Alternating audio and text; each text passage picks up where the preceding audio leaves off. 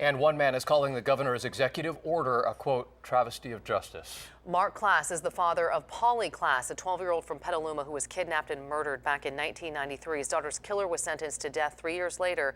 And now Mark Klass is facing a new reality that he may never get justice for his daughter.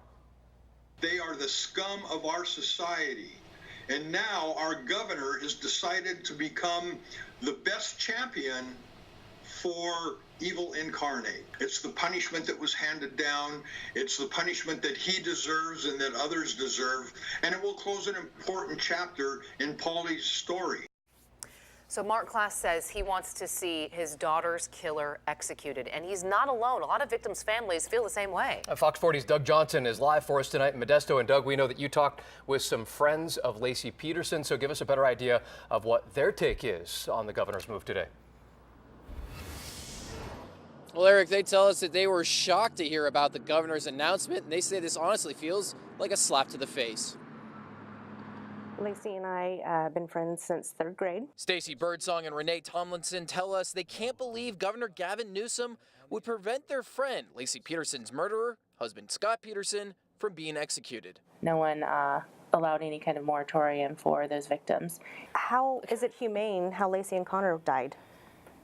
Do you think Scott was humane about how he ended their lives? You're re-victimizing these families. The governor's move is one which also causes great frustration for David Wallace. Yesterday, they were sentenced to death.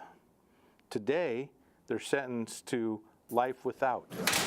In November of 2016, Wallace's brother, Deputy Dennis Wallace, was shot and killed execution style, allegedly by David Machado.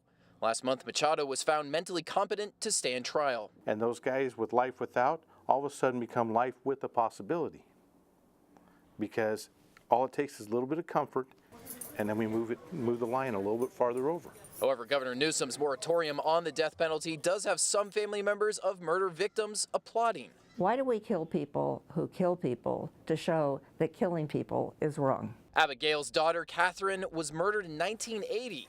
Her killer now sits on death row. Don't kill in my name. But far more important to me is don't kill in Catherine's name, because it would dishonor her spirit. But Birdsong feels the governor's actions go directly against the wishes of the people of California.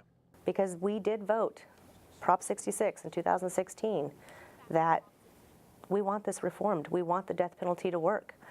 In the long run, we're paying for him to stay on death row. I don't want to hear how great of a life he has, because Laci doesn't have a life. Connor doesn't have a life. He never had life.